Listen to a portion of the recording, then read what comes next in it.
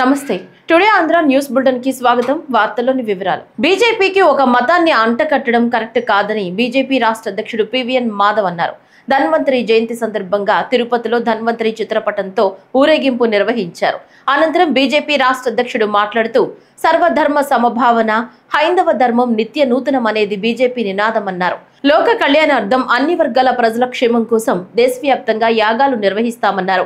వివక్షకు గురవుతున్న సమాజంలో వారి గుర్తింపు, గౌరవాన్ని పెంచుతామని, క్షురకులు అంటే సమాజంలో చిన్న చూపు ఉందని, నాయీ బ్రాహ్మణులు బలహీనులు కాదని, బలవంతులని తెలియచెప్పడమే బీజేపీ ఉద్దేశమన్నారు. ప్రపంచంలో ఆయుర్వేదానికి ఆద్యుడు ధన్వంతరి. ఆ యొక్క ధన్వంతరి జయంతి నాయీ బ్రాహ్మణ యొక్క ఏదైతే వాళ్ళ యొక్క సమాజం గౌరవం ప్రతిష్ట ఉందో దాన్ని పెంచే ఒక ప్రయత్నం భారతీయ జనతా పార్టీ ఆధ్వర్యంలో, ముఖ్యంగా మా ఓబీసీ మోర్చా ఆధ్వర్యంలో ఈ కార్యక్రమం చేయడం జరుగుతుంది. నాదస్వరం సంజీవిని ఈ ప్రపంచానికి అందించిన ఆద్యులు ధన్వంతరి కనుక స్వరం ద్వారా మన ఆరోగ్యాన్ని బాగు చేసుకోవచ్చు. సంగీతం ప్రాధాన్యత కలిగిన ప్రపంచం భారతదేశం. అలాగే రెండోది మనందరికీ ఆయుని పెంచే వేదం, 5వ వేదంగా ఆయుర్వేదాన్ని కొలుస్తాం.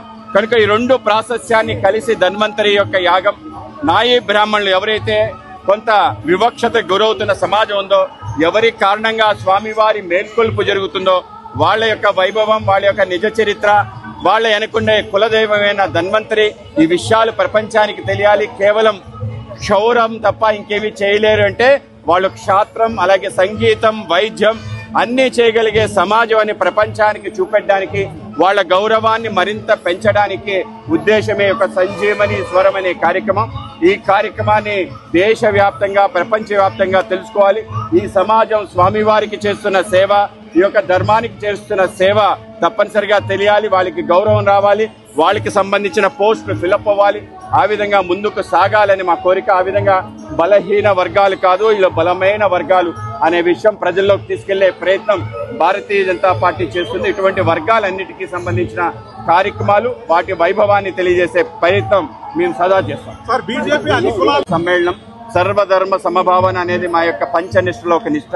ఆ విధంగా మనం ఏదైతే హైందవ మతం అని చెప్తున్నాం, ఇది హైందవ ధర్మం.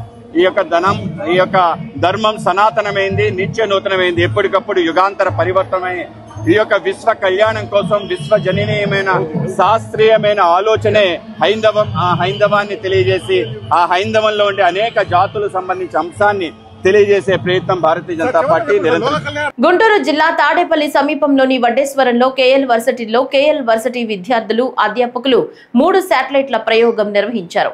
యూనివర్సిటీ ఆవరణలో ఈ ఆవిష్కరణ చేశారు. ఈ కార్యక్రమంలో కేంద్ర మంత్రి భూపతిరాజు శ్రీనివాస వర్మ, రాష్ట్ర ఉపసభాపతి రఘురామకృష్ణరాజు, యూనివర్సిటీ చైర్మన్, అధ్యాపకులు, విద్యార్థులు, సిబ్బంది పాల్గొన్నారు. ఇందులో భాగంగా KLJSC, KL SAT2, CONSAT-3 పేరిట శాటిలైట్ల ప్రయోగం నిర్వహించారు. ఉదయం 5:30 గంటలకు ప్రారంభమైన శాటిలైట్ల ప్రయోగం డ్రోన్ సాయంతో KL SAT2 ప్రయోగం చేశారు. స్పెక్ట్రోమీటర్ సాయంతో పర్యావరణ KL SAT2 సమాచారం సేకరించనుంది.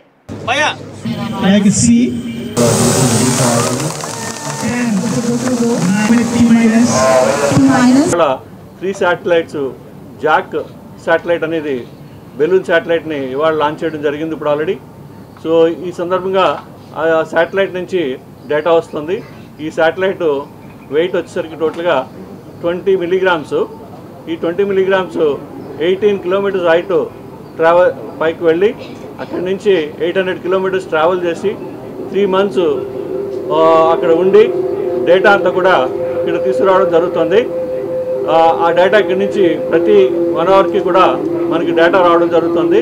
ఈ 1 అవర్లో వాళ్ళు అట్మాస్ఫియర్ అవనండి, అలాగే మన GPS లొకేషన్స్ అవనండి, GPS అవనండి, ఎన్ని ప్రెషర్స్ అవనండి, అలాగే డిఫరెంట్ ఓజోన్ లేయర్స్ అవనండి, ఎన్ని పారామీటర్స్, డిఫరెంట్ పారామీటర్స్ని ఆల్రెడీ మనం డాష్బోర్డ్లో రిసీవ్ చేసుకుంటున్నాం. ఇది ఆల్మోస్ట్ 3 మంత్స్ వరకు రిసీవ్ చేసుకుని ఆ శాటిలైట్ల ప్రాపర్ సక్సెస్ఫుల్గా కింద రావడం జరుగుతుంది. దీనికి ఇవాళ మన ఆనరబుల్ మినిస్టర్ గారు, సెంట్రల్ మినిస్టర్ గారు, యూనియన్ మినిస్టర్ భూపతిరాజు శ్రీనివాస వర్మ గారు చేతుల మీదుగా లాంచ్ చేయడం మాకు ఎంతో గర్వకారణం. సో ఇది లాంచ్ అవ్వడం జరిగింది. అంతేకాకుండా ఇప్పుడు సెకండ్ శాటిలైట్ కూడా ఇవాళ KL SAT2 ఏదైతే SAT1 చేసి ఉన్నామో దాని ఎక్స్టెన్షన్ వర్షన్ 2 యూనిట్స్ అనేది ఇవాళ డ్రోన్ ద్వారా ఇవాళ శాటిలైట్ లాంచ్ చేయడం జరుగుతుంది. ఈ శాటిలైట్ కూడా ఇప్పుడు ఫ్లై అయ్యి ఆల్రెడీ ఈ శాటిలైట్ లాంచ్ శ్రీనివాస్ వర్మ గారు ఇవాళ లాంచ్ చేయడం జరుగుతుంది. ఇది కేఎల్ యూనివర్సిటీ యొక్క విద్యార్థుల యొక్క సృజనాత్మకతను, నైపుణ్యాన్ని, వారి యొక్క నిబద్ధతను కూడా తెలియజేస్తుంది అనేటువంటి విషయంలో ఏమాత్రం కూడా అనుమానం లేదు. ఇవాళ కేఎల్ యూనివర్సిటీ ఆధ్వర్యంలో జరిగేటువంటి లాంచింగ్ కార్యక్రమానికి ఏదైతే Red Wing Kite Mac private limited, అదేవిధంగా స్పేస్ సాట్ కన్సల్టింగ్ ఎల్ఎల్పి సహకారంతో ఈ కార్యక్రమాన్ని ఇంత పెద్ద ఎత్తున ఇక్కడ నిర్వహించడం జరిగింది. అంటే కేఎల్ యూనివర్సిటీ విద్యార్థులు శాటిలైట్స్ని లాంచ్ చేయడం అనేది ఇది మొదటిసారి కాదు. 2023 సెప్టెంబర్లో, అంటే దాదాపు 2 సంవత్సరాల క్రితమే కేఎల్ శాట్ 1ని ఇదే క్యాంపస్ నుంచి లాంచ్ చేయడం జరిగింది. వారు పూర్తిగా కూడా అందులో సక్సెస్ అయ్యారనేటువంటి విషయాన్ని సందర్భంగా గుర్తు చేస్తున్నాం. ఏదైతే ఈవేళ మనం లాంచ్ చేయబోతున్నటువంటి క్యాన్సాట్ ఏదైతే ఉన్నదో, ఆంధ్రప్రదేశ్ నుండి ఇస్రో వారు ఎంపిక చేసినటువంటి ఏకైక శాటిలైట్ అనేటువంటి విషయాన్ని కూడా ఈ సందర్భంగా ప్రస్తావిస్తూ ఉన్నాం. ఇప్పుడే మనం కేఎల్ జాక్ని లాంచ్ చేయడం జరిగింది. దాని తాలూకు లైవ్ అప్డేట్స్ కూడా మనం అప్పుడే అందుకోవడం జరుగుతూ ఉంది. ఈ కేఎల్ జాక్ ఏదైతే ఉందో కేవలం 23 గ్రాముల వెయిట్తో దాదాపు 14-15 కిలోమీటర్ల ఎత్తులో 800 కిలోమీటర్లు తిరుగుతూ అనేక విషయాల్ని మనకు అందించేటువంటి ఒక శాటిలైట్. రాష్ట్రంలో బీసీ హాస్టళ్లు, ఎంజేపీ స్కూళ్లలో చదివే విద్యార్థులను చాలా జాగ్రత్తగా చూసుకోవాలని రాష్ట్ర బీసీ ఈడబ్ల్యూఎస్ సంక్షేమ చేనేత మరియు జౌళి శాఖ మంత్రి ఎస్ సవిత స్పష్టం చేశారు. రోజు కురుస్తున్న వర్షాలు, మారుతున్న వాతావరణ పరిస్థితుల నేపథ్యంలో అప్రమత్తంగా ఉండాలని, వారానికోసారి సమీపంలో ఉన్న పిహెచ్సి వైద్యులతో పిల్లలకు ఆరోగ్య పరీక్షలు నిర్వహించాలని ఆదేశించారు. డీబీసీడబ్ల్యూఓలు, ఏబీసీడబ్ల్యూఓలు ప్రతిరోజు హాస్టళ్లను సందర్శించాలన్నారు. రాష్ట్ర వ్యాప్తంగా ఉన్న బీసీ హాస్టళ్ల వార్డెన్లు, ఎంజేపీ స్కూళ్ల ప్రిన్సిపాళ్లతో మంత్రి సవిత శుక్రవారం అమరావతిలోని రాష్ట్ర సచివాలయం నుంచి జూమ్ కాన్ఫరెన్స్ నిర్వహించారు. హాస్టళ్లలో పారిశుద్ధ్యంపై తీసుకుంటున్న చర్యల గురించి అడిగి తెలుసుకున్నారు.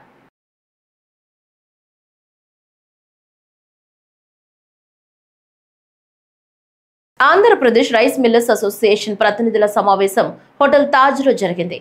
కార్యక్రమానికి ముఖ్య అతిథిగా పాల్గొన్న మంత్రి మాట్లాడుతూ, తాను మంత్రిగా ప్రమాణ స్వీకారం చేసిన రోజున తన తండ్రి చెప్పిన మాటలను ఈ సందర్భంగా గుర్తు చేసుకుంటూ 10 మందికి ఉపాధి కల్పించాలని, గౌరవం కోసం రైస్ మిల్లులు ఏర్పాటు చేసి పనిచేస్తున్న రైస్ మిల్లర్లకు తగిన ప్రాధాన్యత ఇవ్వాలన్నారు. ఎన్నో ఆర్థిక ఇబ్బందులు ఉన్నా అందరినీ కలుపుకుని పనిచేస్తున్నారన్నారు. గత ప్రభుత్వం చేసిన 1674 కోట్ల రూపాయల బకాయిలను తీర్చడంలోనూ ఎన్నో ఆర్థిక ఇబ్బందులు ఉన్నప్పటికీ మిల్లర్లకు చెల్లించవలసిన 763 కోట్ల రూపాయలు చెల్లించడం ద్వారా కూటమి ప్రభుత్వం చాలా పారదర్శకంగా పనిచేస్తుందన్నారు. అయితే మంత్రిగా నేను ప్రమాణ స్వీకారం చేశాను. ఆ రోజు పోర్ట్ఫోలియో ప్లాన్ని ప్రకటించిన తర్వాత మా తండ్రి గారు నాకు ఫోన్ చేసి చెప్పారు, ఆంధ్రప్రదేశ్లో మన గ్రామీణ ప్రాంతాల్లో ప్రభుత్వం నుంచి సహాయం అందినా అందకపోయినా ఒక గౌరవం కోసం 10 మందికి ఒక పెద్దరికంలో నిలబడాలనే ఉద్దేశంతో చాలామంది కుటుంబాలు ఆ రోజున రైస్ మిల్ ఏర్పాటు చేశారు. వాళ్ళంతా చితికిపోయిన పరిస్థితిలోకి వచ్చారు. అనేక గ్రామాల్లో చాలా ఆర్థిక ఇబ్బందుల్లో అమ్ముకోలేక, వాళ్ళ కష్టాలు ఎవరికి చెప్పుకోలేక, గ్రామాల్లో ఉన్న పెద్దరికాన్ని నిలబెట్టడానికి కోసం వాళ్ళు ఏ విధంగా నిర్ణయం తీసుకోవాలో తెలియక చాలామంది నలిగిపోతున్నారు. వాళ్ళు మాత్రం నువ్వు కంపల్సరీగా ప్రయారిటీ ఇవ్వని చెప్పి ఆ రోజున ఆయన మొదటి రోజు చెప్పారు. ఆ మాట మేరకు ఆర్థిక ఇబ్బందులు ఉన్నా, ప్రభుత్వంలో మనకి ఆ స్థాయిలో వెసులుబాటు లేకపోయినా ఖచ్చితంగా మిమ్మల్ని అందరినీ కూడా కలుపుకొని పోవాలనే మనస్తత్వంతో నేను పనిచేసుకుంటూ వచ్చాను. నేను ఈ మాట మీతో ఎందుకు పంచుకుంటున్నానంటే, దయచేసి ఈ ప్రస్థానంలో రైతుకి మనం ఇవ్వాల్సిన ప్రాధాన్యత ఖచ్చితంగా నంబర్ 1 స్థానం. అందులో ఏ మాత్రం కూడా కాంప్రమైజ్ ఉండదు. రైతుగా ఆ స్థానం మనం కల్పించి గౌరవించినప్పుడు మీరందరూ కూడా అందులో సహకరించాలి. సంస్కరణలు అనేది ఇంకా ఆపలేము. రాష్ట్ర ప్రభుత్వం ఈరోజు చేపట్టింది. రాష్ట్ర ప్రభుత్వం చేపట్టక ముందే మన సివిల్ సప్లైస్ డిపార్ట్మెంట్ నుంచి, కార్పొరేషన్ నుంచి మన మేనేజర్ గారు ఉన్నప్పుడు చాలా వరకు మనం టెక్నాలజీని ఉపయోగించుకుని ముందుకు తీసుకొచ్చాం. అది రైతుకి వాట్సాప్ ద్వారానే ధాన్యం కొనుగోలు విషయంలో కానివ్వండి. ఫస్ట్ టైం మీరందరూ ఓ రోజు మీటింగ్ ఏర్పాటు చేసినప్పుడు మీరు కోరిన విధంగా పేపర్లెస్ ఆర్గనైజేషన్ చేద్దాం, మనం మీ బిల్స్ అన్నీ కూడా మీరు డైరెక్ట్గా అప్లోడ్ చేసే విధంగా మేము వెసులుబాటు కల్పిస్తామని ఆ రోజు ఒక మాట ఇచ్చాం. ఎందుకంటే కట్టలు మీరు మోసుకొచ్చి మన కార్పొరేషన్ ఆఫీస్లో కానూరులో తిరగాల్సిన పరిస్థితి మీకు రాకూడదని ఆ రోజు ఆ నిర్ణయం తీసుకుని, ఆ వ్యవస్థలో భాగంగా మీకు కష్టాలున్నా నష్టాలున్నా మీ సమస్య ఏంటో తెలుసుకొని పరిష్కరించడానికి ఎప్పుడు సిద్ధంగా ఉంటాను. నేనే కాదు, మన డిపార్ట్మెంట్ నుంచి ప్రతి ఒక్కరూ కూడా ఆ విధంగానే ఆలోచిస్తున్నాం.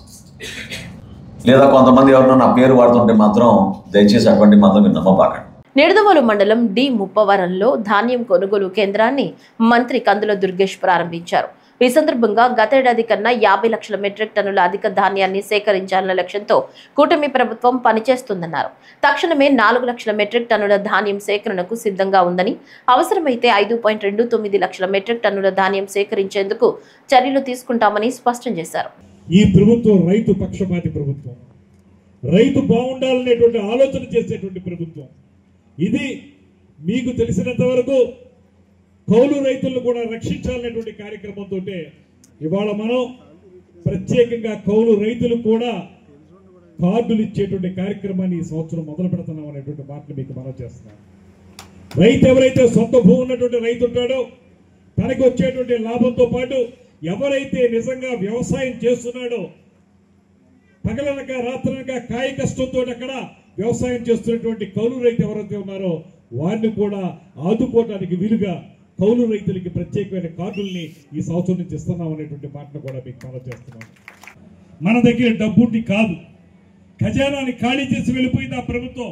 అయినప్పటికీ కూడా పేద ప్రజలకు అందుబాటులో ఉండాలనేటువంటి ఆలోచన చేసేటువంటి గ్రేట్ విజనరీ ఆఫ్ ఇండియాగా పేరు పొందిన ముఖ్యమంత్రి చంద్రబాబు నాయుడు గారు ఒక పక్కన, మరో పక్కన పేదవాడి కంట కన్నీళ్లు తొడవడమే లక్ష్యంగా రాజకీయాల్లోకి వచ్చినటువంటి ఉప ముఖ్యమంత్రి పవన్ కళ్యాణ్ గారు మరో పక్కన, వీరిద్దరికీ పైన సంపూర్ణ సహకారం అందిస్తున్నటువంటి నరేంద్ర మోడీ గారు. వీరు ముగ్గురు కలిసి ఈ రాష్ట్రాన్ని పూర్తిగా డబుల్ ఇంజిన్ సర్కార్ అని ఇందాక సోము వీర్రాజు గారు చెప్పారు. డబుల్ ఇంజిన్ సర్కార్ కాదు, త్రిబుల్ ఇంజిన్ సర్కార్.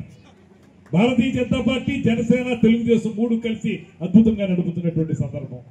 ఇటువంటి సందర్భంలో మీరందరూ వచ్చారు కనుక మీకు నేను ప్రత్యేకంగా మనవి చేసేది, ఇవాళ మనం ప్రొక్యూర్ చేసేటువంటి ధాన్యం, ఇప్పుడే జాయింట్ కలెక్టర్ గారు మీకు విషయాలు చెప్పారు, కలెక్టర్ గారు కూడా చెప్పారు.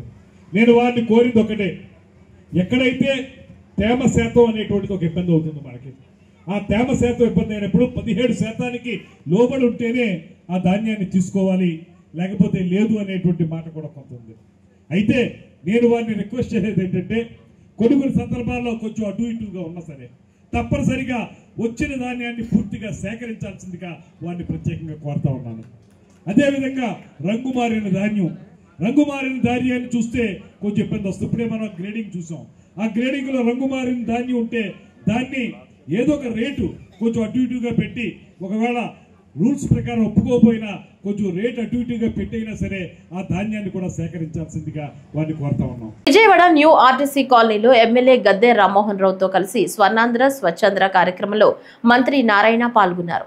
స్వర్ణాంధ్ర స్వచ్ఛాంధ్ర కార్యక్రమంలో భాగంగా ప్రజల చేత మంత్రి ప్రతిజ్ఞ చేయించారు. సూపర్ జిఎస్టీ సూపర్ సేవింగ్స్ అవగాహన ర్యాలీని మంత్రి నారాయణ ప్రారంభించారు. ఈ సందర్భంగా మంత్రి నారాయణ మాట్లాడుతూ, స్వచ్ఛాంధ్ర సాధన కోసం ప్రతి నెల తప్పకుండా ఈ కార్యక్రమం నిర్వహిస్తున్నామన్నారు. ఒక్కో నెల ఒక్కొక్క థీమ్తో స్వచ్ఛాంధ్ర కొరకు ప్రజల అవగాహన కల్పిస్తున్నామన్నారు. గాలి కాలుష్యం వల్ల ప్రతి ఏటా ప్రపంచంలో 70 లక్షల మంది చనిపోతున్నారని, శ్వాసకోశ వ్యాధులు, గుండె సంబంధిత రోగాలతో ప్రజలు అనారోగ్యానికి గురవుతున్నారని మంత్రి అన్నారు. 2014-19లోనే ఈ స్వచ్ఛాంధ్ర కార్యక్రమాన్ని తీసుకొచ్చారు. భారత ప్రధాని స్వచ్ఛ భారత్ ను తీసుకొస్తే ఆ స్వచ్ఛ భారత్ అనుగుణంగా ఏ ప్రిన్సిపల్స్ అయితే ప్రధానమంత్రి గారు పెట్టారో ఆ ప్రిన్సిపల్స్ అనుగుణంగా మన రాష్ట్రంలో స్వచ్ఛాంధ్ర తీసుకొచ్చారు. ఈ స్వచ్ఛాంధ్రలో అనేక కార్యక్రమాలు చేస్తూ అయితే మన రాష్ట్రంలో ప్రతి నెల 3వ శనివారం ప్రజలకు అవేర్నెస్ కలిగించాలని స్వయంగా ముఖ్యమంత్రి గారే ఈ కార్యక్రమంలో గత సంవత్సరం అక్టోబర్ 2వ తేదీ నుంచి పాల్గొంటున్నారు. గత సంవత్సరం అక్టోబర్ 2వ తేదీ ఫస్ట్ మీటింగ్ మచిలీపట్నంలో కండక్ట్ చేశారు. ప్రతి నెల క్రమం తప్పకుండా 3వ శనివారం ఈ కార్యక్రమం జరుగుతుంది. ఒక్కొక్క నెలలో ఒక్కొక్క థీమ్. ఈ నెలలో అయితే క్లీన్ ఎయిర్ అంటే ప్రతి సంవత్సరం ఈ యొక్క గాలిలో ఏర్పడే అనేక పరిమాణాల వల్ల సుమారుగా 70 నుంచి 80 లక్షల మంది చనిపోతున్నారు ఊపిరితిత్తు వ్యాధులు వచ్చి. అందుకని యాక్చువల్ గా ప్రజలకు అవేర్నెస్ కలిగించాలి. నిజమైన స్వచ్ఛాంధ్రాన్ని మనం సాధించాలంటే ప్రజల అవేర్నెస్ కావాలి. డెవలప్డ్ కంట్రీస్ తీసుకుంటే ఈరోజు జపాన్ కావచ్చు, సింగపూర్ కావచ్చు, రష్యా కావచ్చు, అక్కడ ప్రజల అవేర్నెస్ ఎక్కువ. అందువల్ల ప్రజల అవేర్నెస్ కలిగించాలని ముఖ్యమంత్రి గారు స్వయంగా టేకప్ చేశారు.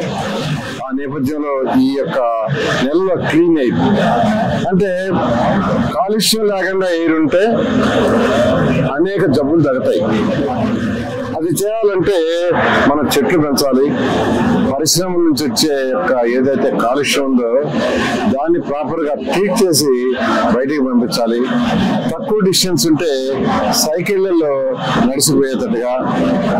అదేవిధంగా గ్రీన్ ఎనర్జీకి ప్రతి ఒక్కరూ ప్రోత్సహించాలి. సోలారు, విండ్ ఎనర్జీ, సిఎన్జి ఇలాంటి అనేక కార్యక్రమాలు మనం ప్రోత్సహిస్తే ఖచ్చితంగా ఈ యొక్క క్లీన్ ఎయిర్ వస్తుంది.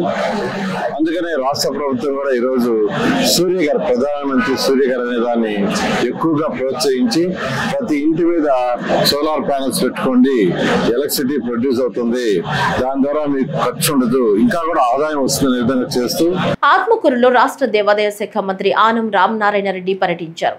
స్వర్ణాంధ్ర స్వచ్ఛాంధ్ర కార్యక్రమంలో భాగంగా ఆత్మకూరు ఆంజనేయ స్వామి గుడి సమీపంలోని మున్సిపల్ డంపింగ్ యార్డ్ ను మంత్రి ఆనం రామనారాయణ రెడ్డి పరిశీలించారు.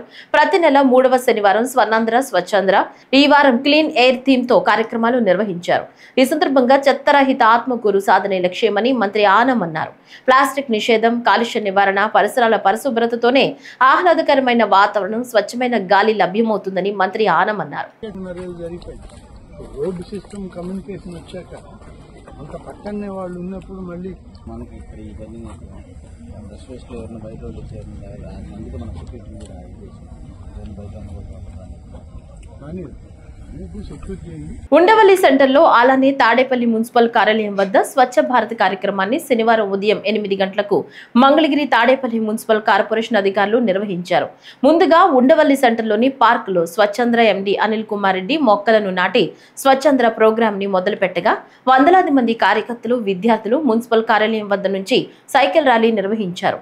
ఈ సందర్భంగా అనిల్ కుమార్ రెడ్డి మాట్లాడుతూ ప్లాస్టిక్ ను నిషేధించి పర్యావరణాన్ని కాపాడాలని, మొక్కల్ని నాటి కాలుష్యాన్ని అరికట్టాలని ప్రజలకు పిలుపునిచ్చారు. అలాగే దీపావళి రోజు శబ్ద కాలుష్యం, వాయు కాలుష్యం చేయకుండా దీపావళి కాంతులతో జరుపుకోవాలని పిలుపునిచ్చారు.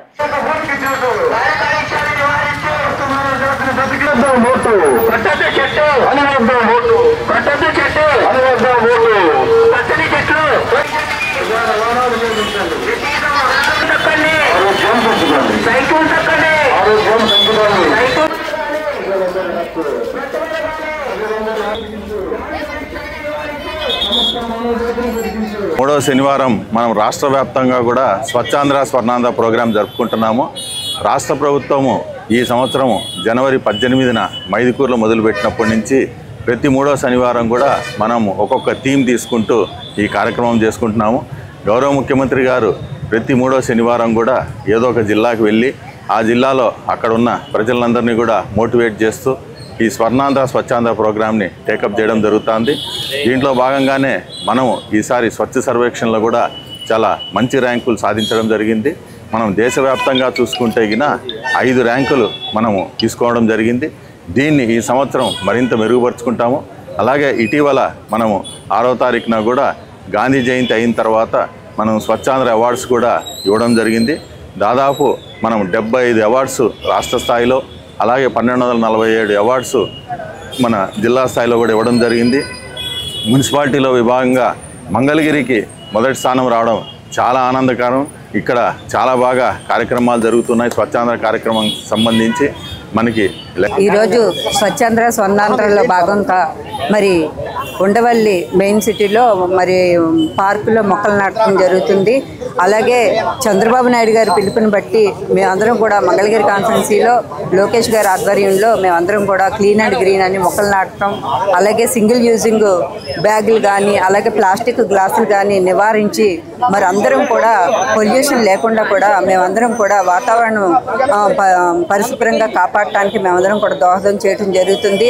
అలాగే పచ్చదనం పరిశుభ్రత అని చెప్పేసి ప్రతి ఒక్క వీధిలోనూ కూడా మొక్కలు నాటుతూ మరి సింగిల్ యూజింగ్ కవర్లను యూజ్ చేస్తూ అలాగే ప్లాస్టిక్ను కూడా నివారిస్తూ మనం పర్యావరణాన్ని పరిరక్షించుకుంటూ మరి పచ్చదనం పరిశుభ్రతను పెంచుకుంటూ మనం అందరం కూడా వాతావరణాన్ని కాలుష్యాన్ని నివారిస్తూ మరి మన చంద్రబాబు నాయుడు గారి పిలుపు మేరకు అలాగే మోడీ గారి పిలుపు మేరకు పవన్ కళ్యాణ్ గారి పిలుపు మేరకు కూటమి ప్రభుత్వంలో మేమందరం కూడా కష్టపడి పనిచేయడం జరుగుతుంది. ఇలాగే మనం ఇంట్లో ఎంత శుభ్రంగా ఉంచుకుంటామో వీధులు కూడా అంతే శుభ్రంగా ఉంచుకోవాలి. తద్వారా రాష్ట్రం కూడా అంతే శుభ్రంగా ఉండాలని కోరుకునే మొట్టమొదటి వ్యక్తి ఎవరైనా ఉన్నారంటే ఆంధ్రప్రదేశ్లో కావచ్చు, తెలుగు రాష్ట్రాలు కావచ్చు, ఒక నారా చంద్రబాబు నాయుడు గారు మాత్రమే. ఆయన చేపట్టిన స్వచ్ఛ భారత్ ప్రోగ్రాం ఈరోజు ఉండవల్లి సెంటర్లో, రాజధాని ఎంట్రన్స్లో మణిహారంగా ఉండే ఉండవల్లి సెంటర్లో జరగడం, ఇంతమంది భారీ ఎత్తున మహిళలు కావచ్చు, విద్యార్థులు కావచ్చు పాల్గొనడం చాలా ఆనందదాయకంగా ఉంది. ఈ ప్రోగ్రామ్ని వాడవాడలా వీధిలో తీసుకొని వచ్చి కూటమి ప్రభుత్వం కావచ్చు, అందరూ కావచ్చు వాడవాడలా తీసుకొని వచ్చి దీన్ని సక్సెస్ఫుల్ చేయాలని మనస్ఫూర్తిగా కోరుకుంటున్నాము. జై హింద్. కూటమి ఐకమత్యం వర్ధిల్లాలి. జై చంద్రబాబు నాయుడు, జై పవన్ కళ్యాణ్, జై నారా లోకేష్. జీఎస్టీ తగ్గింపు వల్ల సోలార్ ప్యానెల్స్ పై ధరలు గణనీయంగా తగ్గాయని సిపిడిసిఎల్ ఎస్ఈ వెంకటేశ్వర్లు అన్నారు.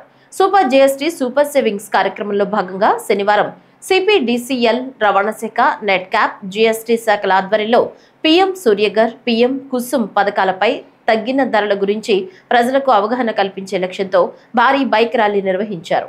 ఒంగోలులోని విద్యుత్ భవన్ నుంచి కాపు కళ్యాణ మండపం వరకు నిర్వహించిన పెద్ద సంఖ్యలో వివిధ శాఖల ఉద్యోగులు పాల్గొన్నారు. ఈ సందర్భంగా సిపిడిసిఎల్ ఎస్ఈ వెంకటేశ్వర్లు విలేకరులతో మాట్లాడుతూ జీఎస్టీని 4 స్లాబుల నుంచి 2 స్లాబులకు తగ్గించడంతో పీఎం సూర్యఘర్ పథకం కింద అందించే సోలార్ ప్యానెల్స్, ఇతర ఉపకరణాలపై ధరలు గణనీయంగా తగ్గాయన్నారు. సూపర్ జీఎస్టీ, సూపర్ సేవింగ్స్ అనే దాని మీద